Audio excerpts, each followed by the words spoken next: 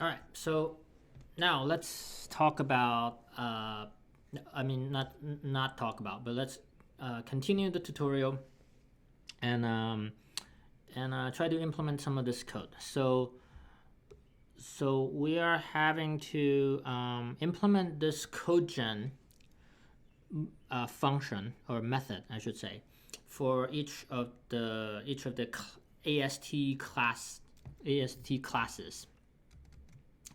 First, we're going to do it for the number expert AST class. We still haven't figured out what value is and which header file it comes from. We do have their code as a reference, but I'm gonna try not to look at their code. Actually, try to figure it out based on the narrative of the tutorial, if possible. I kind of prefer that. At some point, we'll probably need to include a header file that has value in it. Okay, so in C++, when you define a method, you can either define it within a class, like that, and then you write the content of the method, or, and this will be weird to people who are not used to C++, or you can define it, the method of the class, after the class has already been defined. And that's how this tutorial proceeds. Okay,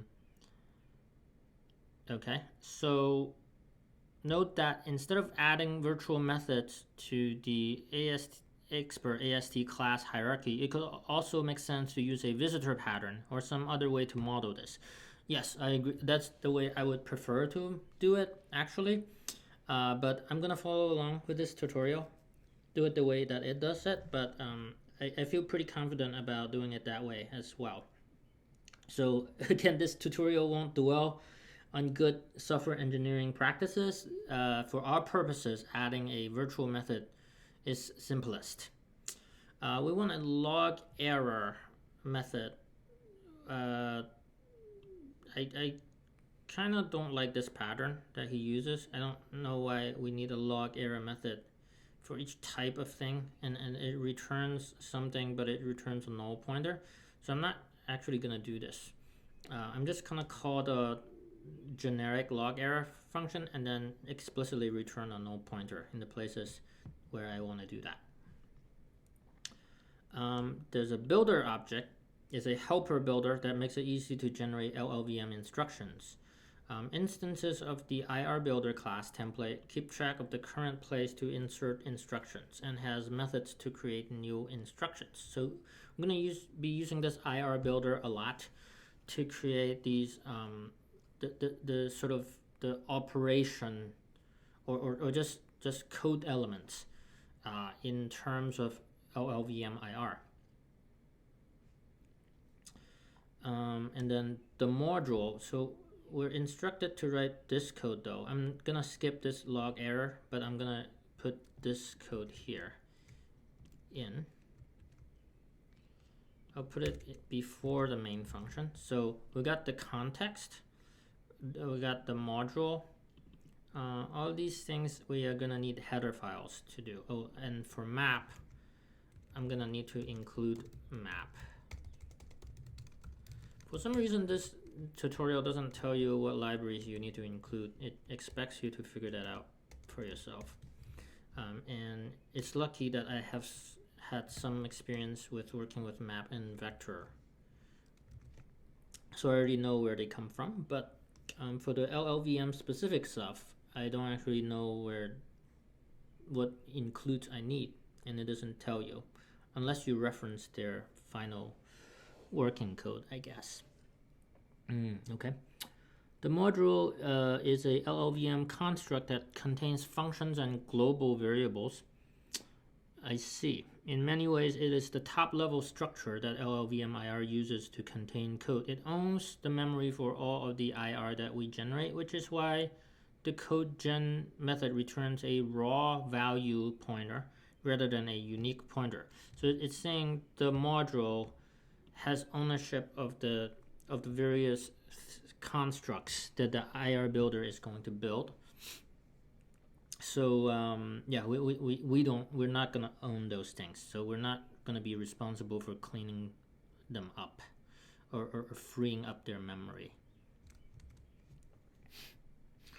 A named values map is a map to keep track of defined identifiers. What things are defined? It's our symbol table for the code. Yeah, so currently we don't even have variables, but we have functions. So the symbol table will keep track of what functions are defined and what the functions actually are. Okay, so now let's express code generation. So let's write this code. I'm gonna define a. This is gonna define a CodeGen method for the number expert AST class. So I'm gonna do it right under this class. Let me copy this code.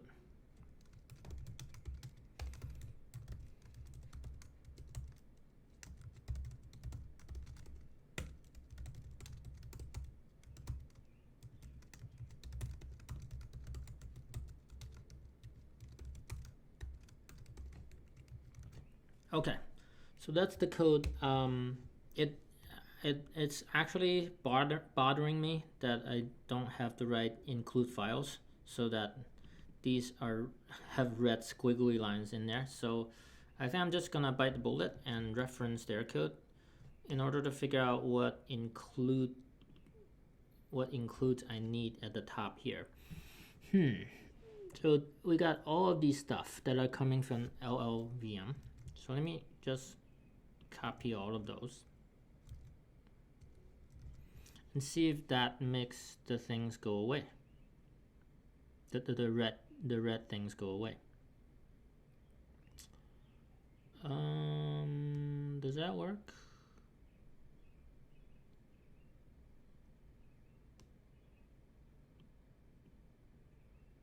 I'm not sure that worked. No, that worked. Yay. I think it worked anyway. What are these red squigglies? Cannot open this source file actually.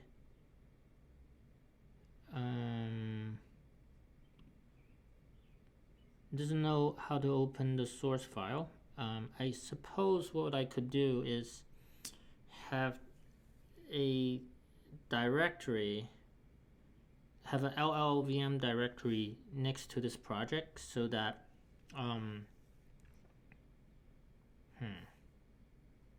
but right now I guess the editor doesn't know.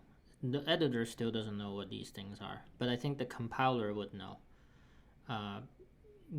based on how I can inform the compiler sort of where the includes are, which is what that llconfig tool does for you.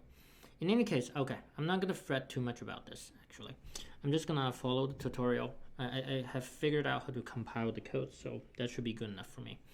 So let's so the CodeGen method for the number expert AST does this. It just defines a constant FP. FP. What does FP mean? It probably means floating point. Yeah, that's what I'm thinking. So constant FP, which holds the numeric value in an AP float internally. Yeah, so FP stands for floating point. So it's a floating point constant.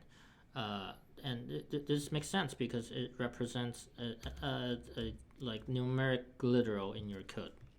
So basically we're translating a number in the code into a floating point constant construct within LLVM IR. That's what we're doing here. Next, let's do this for the variable expert AST. So I'll put it under the variable expert class. So again, this returns a value. A value is apparently a like a construct or a value in terms of the LLVM IR language.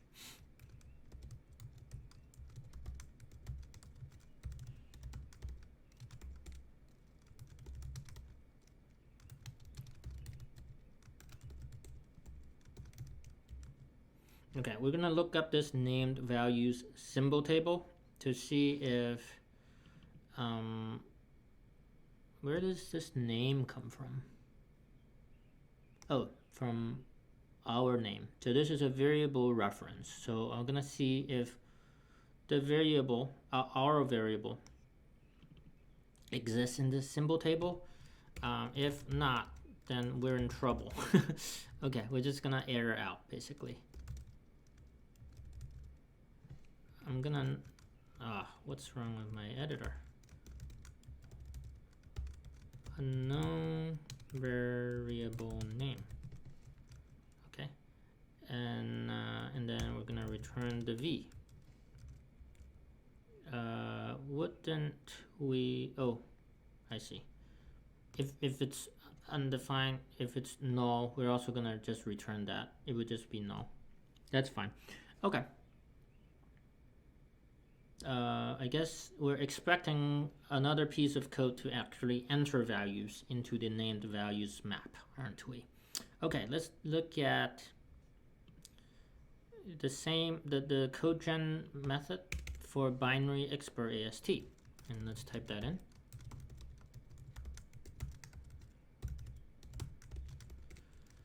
Okay, so we're gonna call the CodeGen method for whatever is the node on the left hand side, because left hand side is another expr AST. It's a subclass, but we don't care what subclass it is. We're just gonna call it CodeGen. We're gonna do the same with right hand side. Whoops.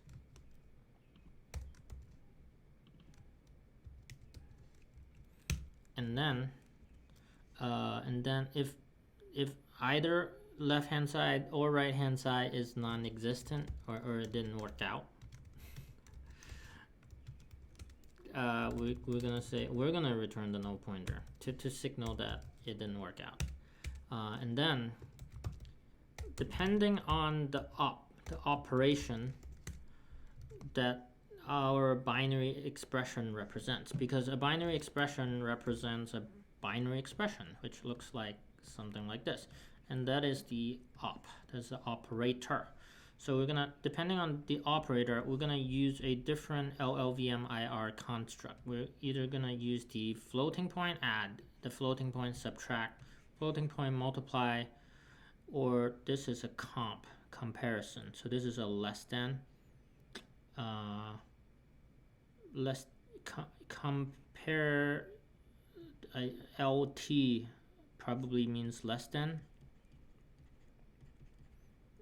I don't know what U means. U maybe unsigned, probably unsigned less than is what I'm thinking that means. All right, so let's do that. Let's type that code in.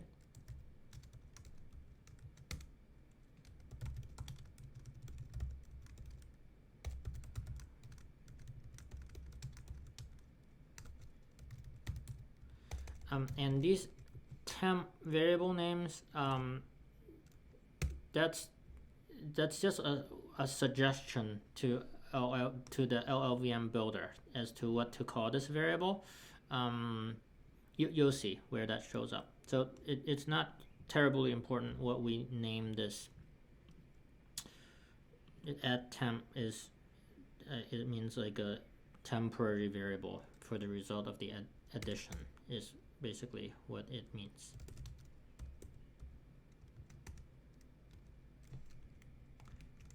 Okay, I'm gonna copy and paste. Whoops, what is with my computer? It's so slow.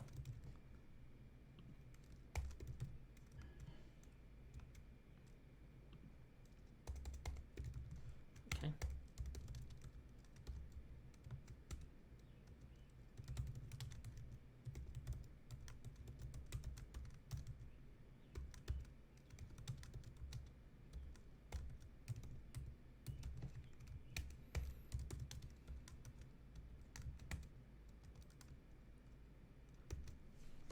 Here we're actually going to set L, assign a new value to L for some reason. I'm not sure why. Why does the cursor jumping backwards? Maybe I have this, maybe I have like a auto save enabled or something. I gotta turn that off. This is really bothering me, but I'm gonna do that offline later.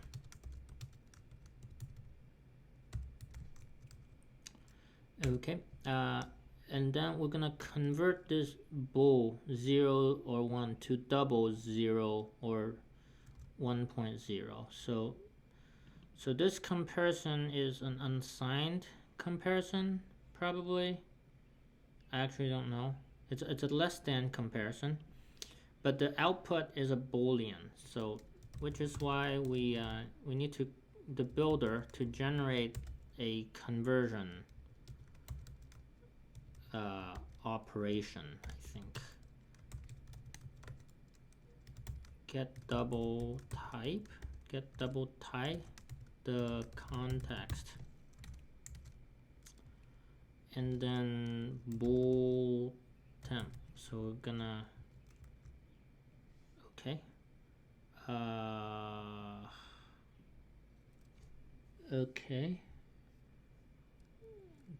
Why are we calling this bool temp? I thought we were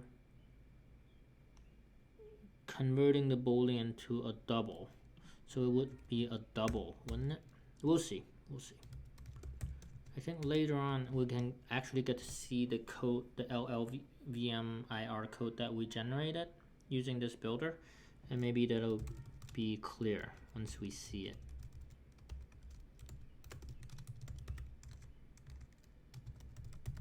Okay, so if it falls through, we throw an error. It's not one of the known binary operators. I think I did try to allow greater than and divide. I'll do that later. Okay. The binary operators start to get more interesting. The basic idea is that we recursively emit code for the left-hand side of the expression and then the right-hand side, right? So if the left-hand side is yet another binary expression, it would recursively go do this stuff again. But if the left-hand side was a variable, then it would go do this. But if the left-hand side was a number, then it would go do this, right? So we'll either get this guy or this guy, or the result of this guy, depending on what type of node the left-hand side or the right-hand side is. But once we get the value for both of them, then we sort of combine them using one of these create operation methods on the builder. It's saying in this code example, the builder class is starting to show its value. IR builder knows where to insert the newly created instruction. All you have to do is specify what instruction to create. So we're creating an f-at instruction. Yeah, an instruction is a good term, good noun to use for what these things are. One nice thing about LLVM is that the name is just a hint. So it's talking about these names here, these variable names. They're just a hint. For instance, if the code above emits multiple @temp variables, here, like you can have multiple @temps, it's not a problem. It will just automatically make the names unique with a unique numeric suffix. And we'll see that later as well.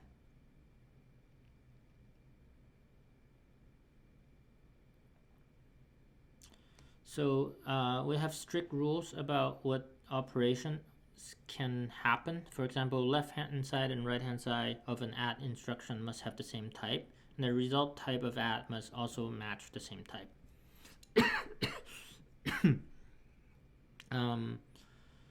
On the other hand, it specifies that the fcomp instruction, which I think is this one, this is the fcomp instruction, it wants the fcomp to always return an I1, a 1-bit integer. 1-bit integer, really? How do you even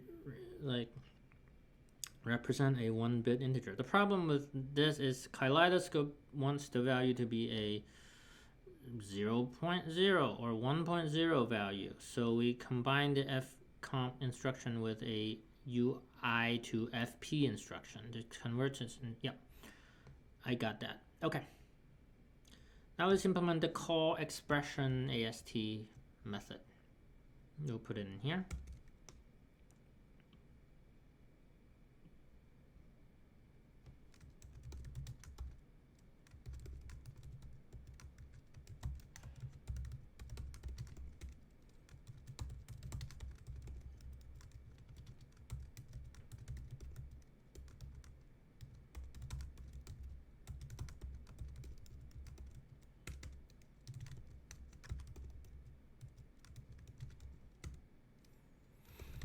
Okay, so we're gonna get a function from the module. Based on callee, which callee is just the name of the function. It's a string. I'm not sure how the module is gonna get a function, or maybe if it's not already there, it'll probably just on the fly generate one for you. That's my suspicion. And I guess if it didn't work, no, I guess not, because if it doesn't return you anything, we should log error, unknown function referenced. So I guess not. So somebody, the syntax that defines a function would have to put the function there, I think. Okay, so if callee f arc size is not the same as args.size. So if the number of arguments do not match, then we also have an error situation. Oh, I'm gonna return a null pointer. That's what I said I would do, but I kind of forgot. And I'm gonna log error incorrect number of arguments passed. And then I'm gonna return null pointer. Again, just in case you're confused, I'm deviating from the way the tutorial does it. The tutorial has the log error functions return a type for each specific type that it wants to return, and it just returns whatever the log error function is returning.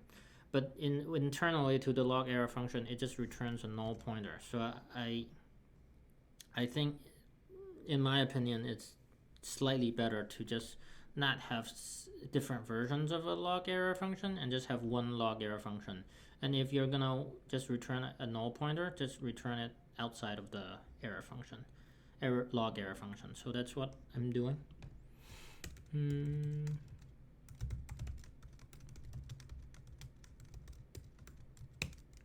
Okay, now we're gonna loop through the arguments, or are we generating? No, we're generating a new vector of arguments.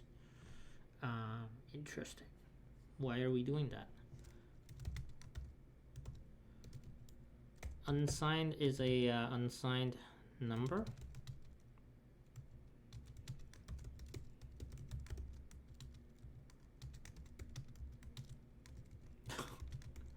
What the heck is this?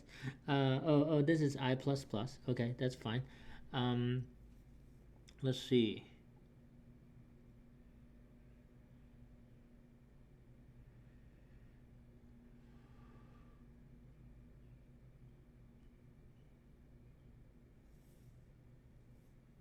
E is the size of arcs, not this arcs. This is arcs V, but this arcs. And this arcs is the arcs that was parsed by the parser. So it's saying we're gonna loop through the arcs that was parsed by the parser. This is a call expression, so it's something like a call expression is like we're calling the add function with these arcs. So these guys are the arcs, and this guy is the callee. We're looping through the arcs, and for each arc we're gonna add it to this arcs v vector, which is like an array. It's a dynamic array.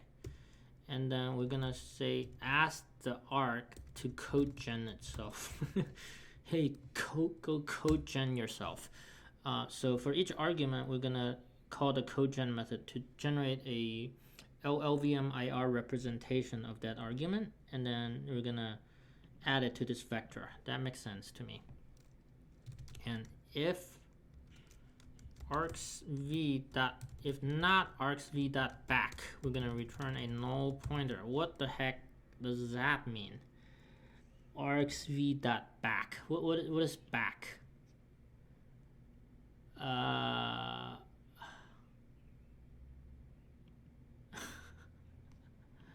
Does it explain it? No, it doesn't really bother. So I'm gonna Google it. What is the C++ vector back method? There's a method called back. What is back? That might mean the last item in the vector. Returns a reference to the last element in the vector. That makes sense. Okay, so it's saying, I guess, after I push something to the back, if it still doesn't exist, what? Then something happened terribly wrong. Probably what happens is, if this CodeGen return a null value, a null pointer, then push back probably just doesn't do anything. Not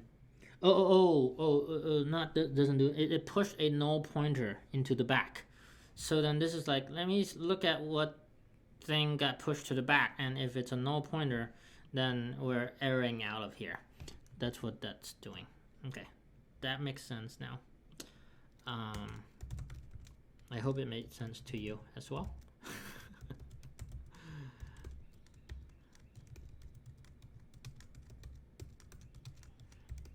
Okay, so once we have this vector of value pointers, then we're gonna generate a call instruction, which represents a function call in LLVM IR language, with this function name and this set of arguments.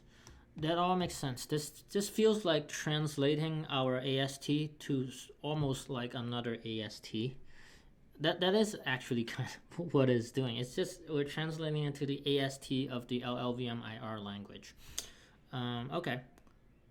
And then function code generation. I'm thinking I would stop here for this video, and then we'll continue finishing up this chapter in the next video. Hopefully. How much more do we have to go? I think not much longer in this chapter, but I'll finish it up in the next one.